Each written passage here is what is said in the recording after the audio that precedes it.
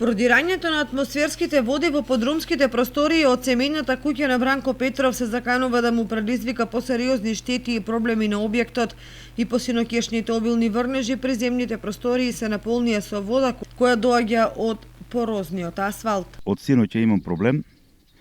Од пред неколку дена имах поголем проблем што бев пријавен во полиција и се.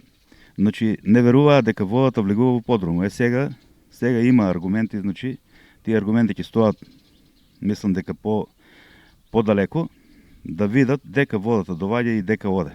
Значи водата има влезено во задните простории, значи не е подруми на времето, ние таму живееме 6-члено семејство. Значи сега вода плива. Значи таа вода сигурно јас од Срево немам ја внесено внатре, ама нека дојдат оние што не веруваат, нека видат.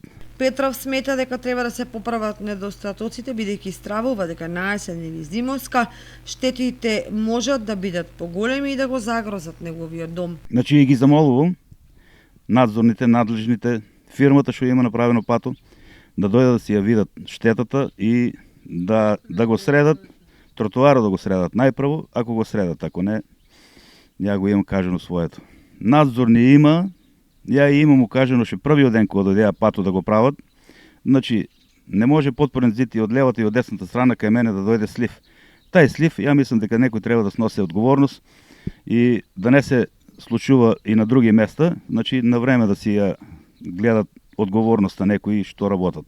Вели дека влагата во подрумските простории го нагризува објектот, а и не може да ги користи бидејќи се што ќе се стави во нив скапува или се деформира.